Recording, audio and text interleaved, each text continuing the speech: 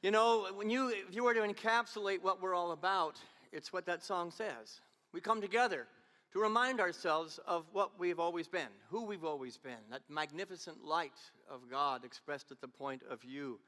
Not an exception to one person in history, but the example for all of us to remember the true colors. And when we come together, we may be down, we may be depressed, we maybe have forgotten that color, but then we're surrounded by people and community that can see it for us and with us, and then call it out and hold us accountable to the true colors and not the stuff of life. There's probably 1,000 things that people have spoken about you that were untrue, yeah? None of it is who you are. It's 1,000 relationships, good, bad, and otherwise, that you have in your experience. None of it is true. There's a true color underneath the surface. There's a divine idea underneath the surface that you've always been, that maybe has been forgotten. Today's message, I thought it was probably just going to be an easy talk, and then at first service, we dialogue at the first service because there's much fewer of us here. And it went on a bunny trail here and a bunny trail there, and it was like, ooh, this got serious. Thus, Danielle's caveat earlier. It might make you a little uncomfortable today. And I invite you to be uncomfortable as I'm up here being a little bit uncomfortable with an idea that probably deserves more exploration than 25 minutes that I can give it today. But that's what we're about. We call out which needs to be acknowledged and recognized, and then we work with it. You see, if the sermon is just today or the talk is just today and you don't talk about it at lunch and this week, maybe it wasn't that beneficial. So I invite you to take the words, to take the ideas, and to work with them today and to play with them over lunch. But I needed help to get started. I used to watch this TV program, and I cannot remember what the name of it was, so I need your help. It was a show where you had to decipher who was telling the truth and who was telling a lie. What was the name of that program? No. Oh, yes, got it. It's called The News.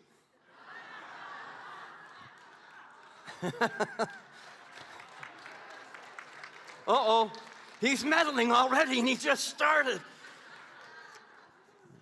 A phrase that I have used a great deal in my ministry and in my life, that I have attributed to Gandhi as originally saying, is this: truth rises. Say that with me. Truth rises. That must have been my interpretation of Gandhi's words, because nowhere in preparation for today's talk could I find where Gandhi said that. But this is what Gandhi did say. I'm going to invite you to read this with me. Truth alone will endure.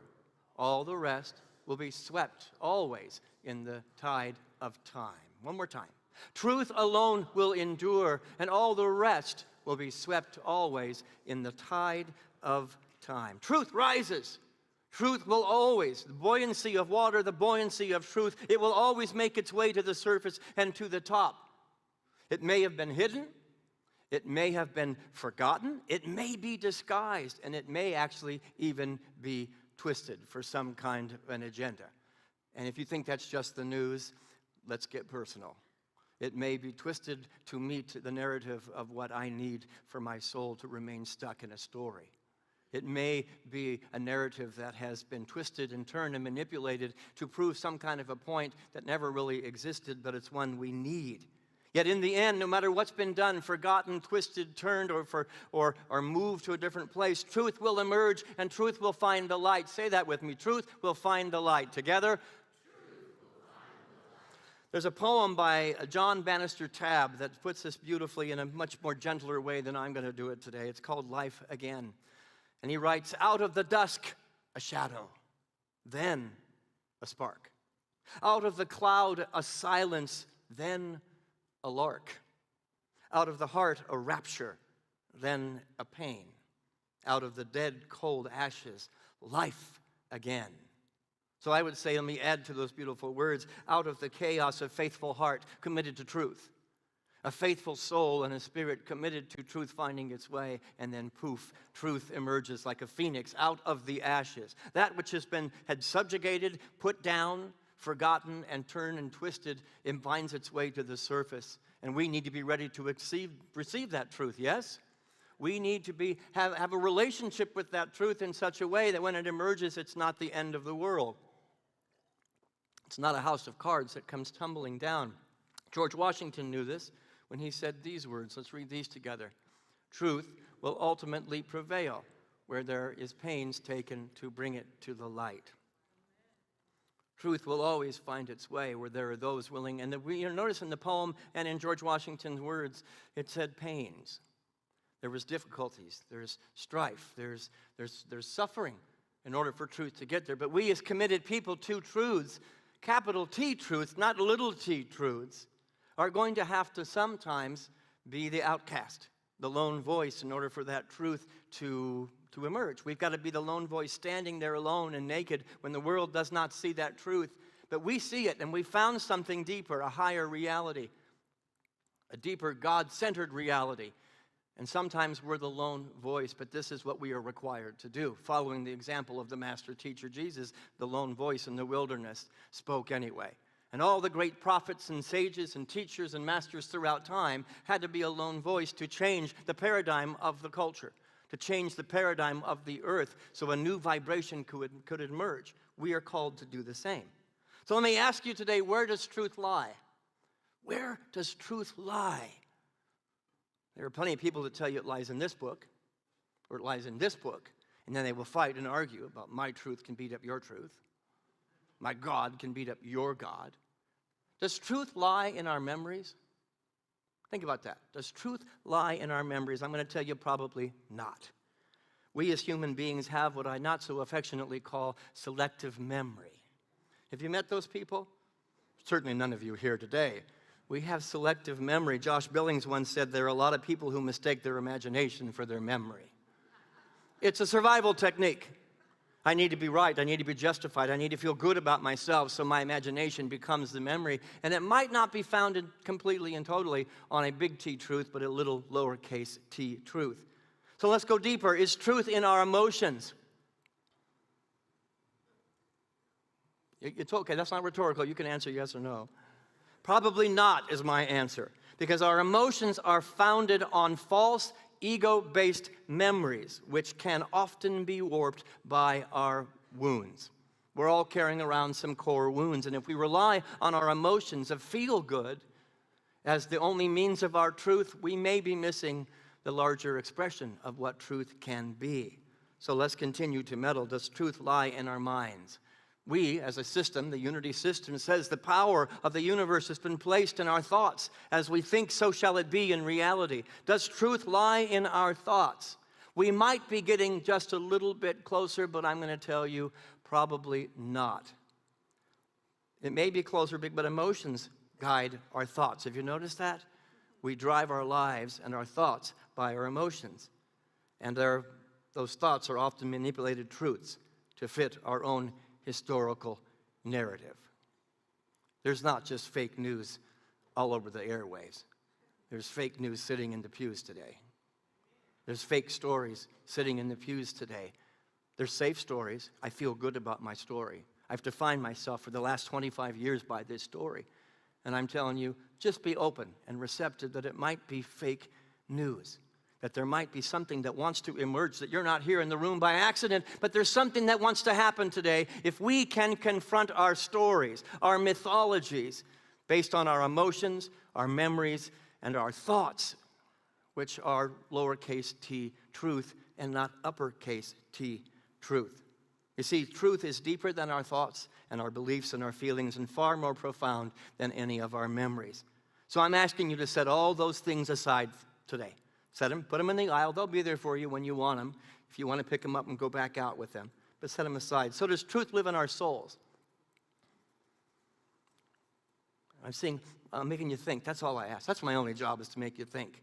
Does truth live in your soul? Perhaps that's a little bit closer, and as close as we're going to get while we're still walking around in earthly suits, in skin suits on earth, trying to figure it all out. Charles Fillmore is the co-founder of Unity. This is how he defines soul. Together, the underlying idea back of any expression. You see, back of all creation, back of every experience, every relationship, everything, every person, is a divine idea in the mind of the one, in the mind of God. You are first and always have been a soul or a divine idea in the mind of God. You're not what's happening to you. You're not these relationships. You're not these experiences. You're not the stories. You never have been the story. Boy, it can sure feel like it, though, when you're suffering and you're reliving that story over and over and over and over again. It can feel like it. But beyond what has happened or is happening in the current moment, what we thought or felt about what happened, what we thought or feel about what's happening right now, beyond the story we made up about a certain person or a certain experience, beyond what we have been taught and told, because many of our stories are based on not firsthand experience, but on what somebody told us. Oh, so we took the story, made it our own, and we believed it, and it might be false. So we carry the narrative forward when we never ever had the direct experience. We are a community that's about direct experience.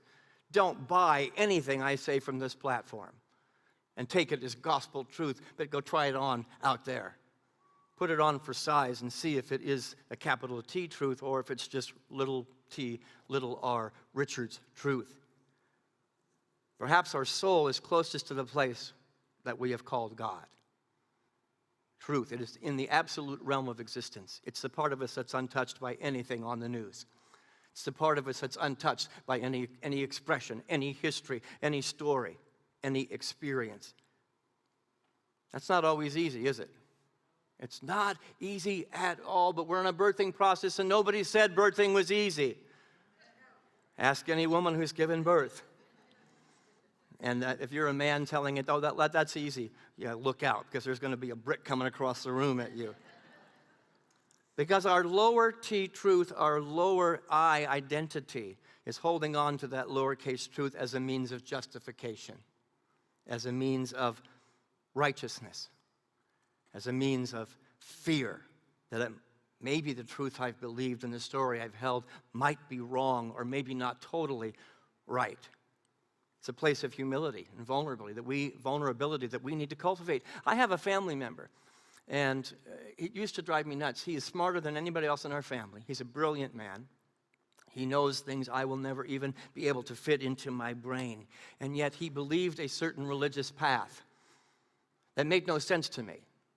There was no wisdom in the path, yet it was this brilliant man that said my grandchildren could not come to my church. My grandchildren were not welcome. They could come visit Grandma and Grandpa, but don't let them go anywhere near that cult. Don't let them go anywhere near that place where people are telling people that they're the light of the world. And it didn't make sense to me. So I had to put my compassionate eyes on because I rebelled against it. How dare you, in your spiritual, religious arrogance, tell me that my grandkids can't come and be celebrated for the gift that they are? And compassionate eyes said, I get it. He had believed a religious truth for a very long time. And if he were to open up one corner of his mind, that house of cards might need to be adjusted, might not be totally true, that story might be a little inaccurate.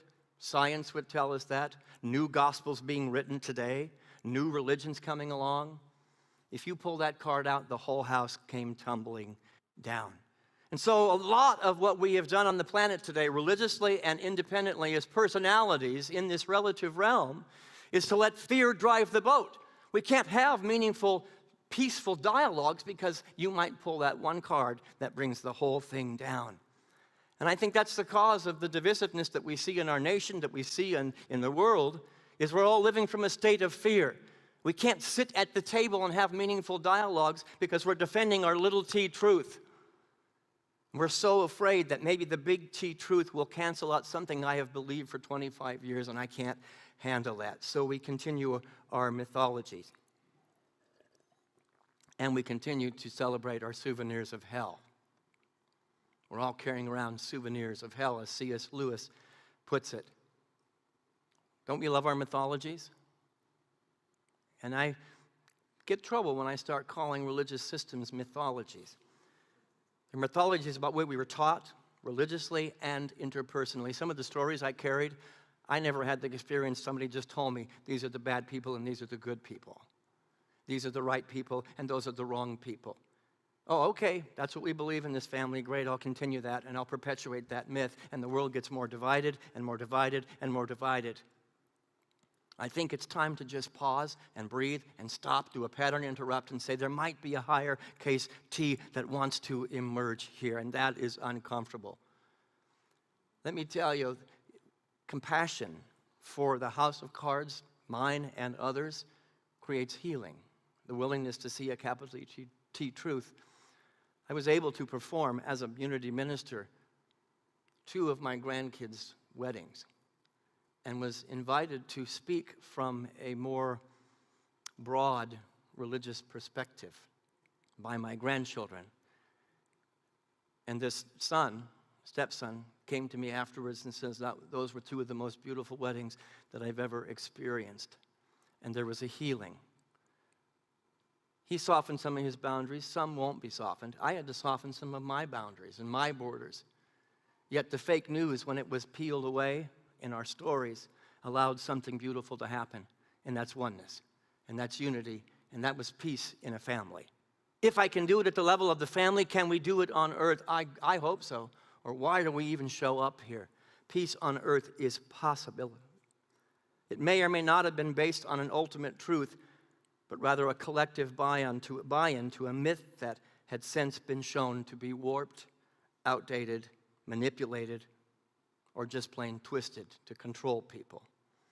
Religion as we know it today is rampant with superstition, even the unity movement. So I'm not going to just make us look like the great example. We just need to look at our systems. It's rampant with superstition, hypothesis based solely on our need to understand why certain things happen on earth. The entire Bible is one historical document of humanity trying to figure out why bad things happen. We blame God, we blame a devil, everything until Jesus comes along and we begin to take responsibility. We begin to take responsibility for capital T truth. It's put into our hands. The kingdom of God is at hand. It's at your hand. Not the minister's hands. I have a piece, you have a piece. Ours is to sit down at the table and find the capital T truth that transcends the lowercase t truth. Ours is to forever welcome the next iteration of truth that God is wanting to impart. Gospels are being written today. And God didn't quit speaking to humanity or through humanity or as humanity 2,000, 4,000, or 5,000 years ago. Charles Fillmore, the co-founder of Unity, said he reserved the right to change his mind at any time. Say that with me. I reserve the right to change my mind at any time. I put the thinker up there because we have been given the gift of thinking, a mental capacity to think, and so many of us in religious systems have quit thinking. And we're not isolated from that. So many of us in the unity movement have stopped thinking. We come and it feels good. We sit in our chairs, many paths, one God, just not that one. Everywhere I look, I see the face of God, just not him, just not her. We cannot make exceptions to where we find the face of God, or our system is a little t truth that does not stand. It's on sand. Hallelujah. Hey, how are you? I got my amen corner back. Let me make this a little bit more personal. I've had situations in my life where I made up stories about people, the other people. I had been wronged. I have been betrayed. I had been used and I had been attacked. Am I the only one in the room that's ever made up a story like that? How dare they? And that may have been very true at a human level. Bad stuff happens on the human plane, at the relative realm of existence, at the little t truth, crappy stuff happens. But we are not students of little t truth. We are students of capital T truth, so I cannot make exceptions. No matter how ugly the little t truth might be, mine is to elevate the vibration, to elevate the consciousness, to elevate the perspective, to see love and God and truth everywhere. But when I held on to those stories, it kept me captive. Holding on to my little t truth stories kept me captive. And it put me in a place of suffering, and my body began to show up as suffering. My body demonstrated what suffering looked like: arthritis, it looked like ulcers, it looked like back pain, and it looked like being a miserable human being who would go to a party looking for another reason to share my little t truth about how they had wronged me. A victim story, perpetually told as a victim story and not a story of empowerment, perpetuates more reasons to be a victim. I want you to hear that. A victim story, Little t truth, perpetuated over and over and over, is lining up the next opportunity for you to be a victim. But a story of empowerment is lining up the next way for you to become more of who you are, for you to be empowered, for you to not only empower yourself, but to empower the world to rise above these little t conditions and live as the living example of capital T truth. When I allowed myself to suspend my really juicy, good story and to suspend my opinion, and it happened at the board level at one point. A board member said, "I think it's time for you to get off that pity pot." Wait, I'm the minister of this church. And somebody said, "Yeah, and as the minister of the church, you're leading the church into poverty. You're leading church into victimhood. Because you keep telling a story that needs to die on this watch." Dang it, I hate that they were right. And so I suspended my opinion and I began to look beneath the surface of the condition. I began to look beneath the surface of what had happened, trying to find the light that was there when nobody else could see it. The darkness did not define me anymore, but the light, the truth that we teach, the capital T truth, began to emerge, and I found peace. Peace that surpasses understanding. It surpassed the condition. It surpassed the story and the experience. And let me tell you, if anybody who's been around for a while knows that we've had a history here. And in this history, we were that close to bankruptcy. And you would have thought, well, I took over the church, we're not going to be at bankruptcy anymore. No, for 3 years I told a story that kept us on the edge of bankruptcy. And what changed was not only my own life, but boy, that board member was right. When I quit telling the story and I found a place of empowerment, I found a place of greater truth than my victimhood, this place became prosperous. This place not only became prosperous, it began to heal. We have 4 chaplains in the room, and they're holding the idea, the divine ideas of you. I'd like the chaplains to stand, that they can be acknowledged. They have one purpose here today. Stand up, Vilma. Vilma and David, Patrice and Teresa. If you need to be reminded that you are a divine idea in the mind of God, see one of them after the service. Go spend some time. You can sit down now, Vilma. But you can stand if you want. There are powerful people of consciousness in here that will hold you accountable to your victim story. Not chaplains, they're just going to hold you accountable to the light that you are, to the truth. They will speak truth about you, and it will probably piss you off. You know, they say in the Bible, the truth will set you free. Yeah, but first it's going to really tick you off. That means growth. If you're not ticked off once in a while, you're not growing. If I don't offend you once in a while, you're not growing. And if you don't offend me once in a while, I'm not growing. See, it's a circular energy. There's no authority here. There's just capital T truth wanting to find expression on earth at Unity North Atlanta. And I'm saying that's my challenge to you, is to be the minister that you're called to be, to see the light. Don't just let it be a theory that lives here on a beautiful song or a talk, but go out into the world and live it, breathe it, and demonstrate it, and have the guts and the courage to call everybody out to a higher place, because it's the only thing that's going to change the world. But instead, what do we go to our lunch, and we talk about their fake news, and their fake news, and their fake news. Well, what about my fake news? Accountability starts here. Accountability starts at home. What am I perpetuating? Am I adding to the darkness and the duality and the separation, or am I adding to the light of the world? You see, the truths that we live here and talk about here are not just meant for here. What a waste of time it is if that's where it stays. And I know that bothers some people when I say that. Your light is not to be held under a bushel. It's to be put on a hill, and that hill is not Unity North's hill. It is the hill of the entire earth, the entire population, as we grow the world. I don't know if any peace came for anybody else whose I had made a story up about. That was not my business to know that the person that I thought had wronged me, that they had peace. That was their business. But so many people are saying, well, I'll be kind, I'll be compassionate, and I'll be nice when they are. Oh my God, let's go back to middle school. I'd like our spirituality to be much more than middle school. I'll be a good person if you're a good person too.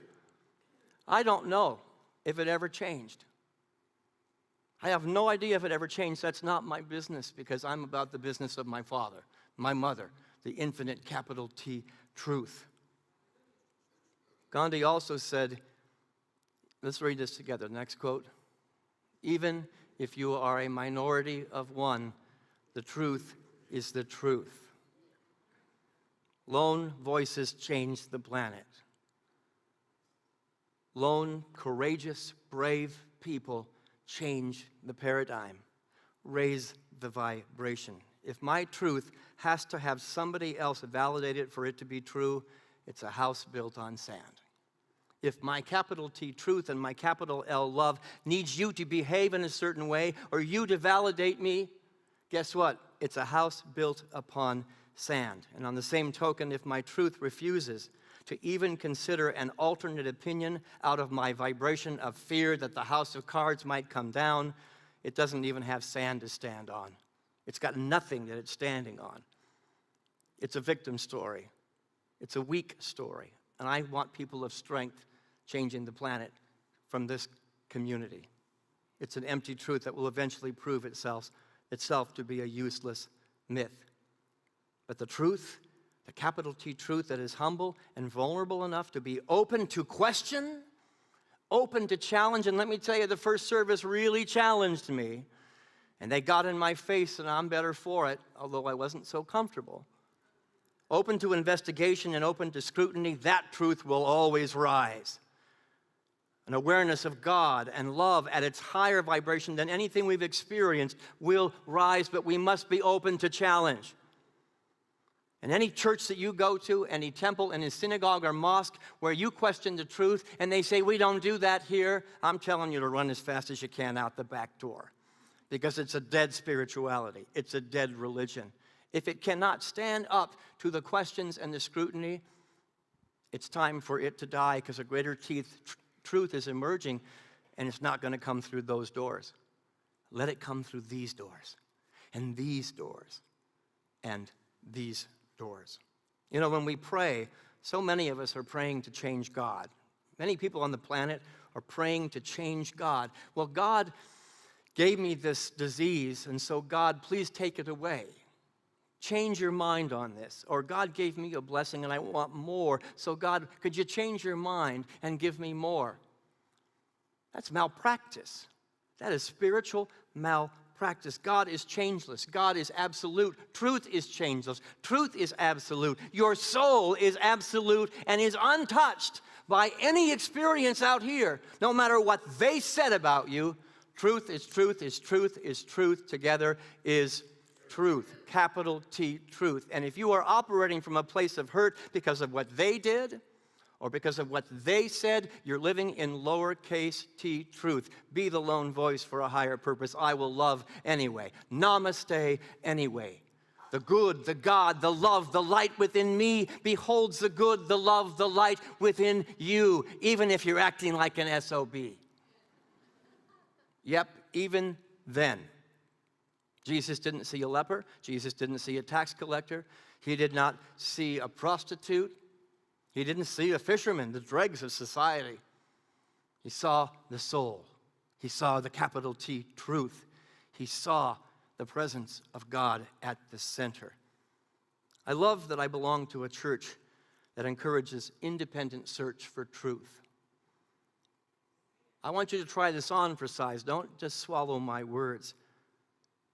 Not only with the mythology of religion, but my own personal mythology. If you hear me, whether it be on a board or on a staff or on a Sunday morning or in Holy Grounds Cafe or at a restaurant, if my mythology needs to be questioned, question it.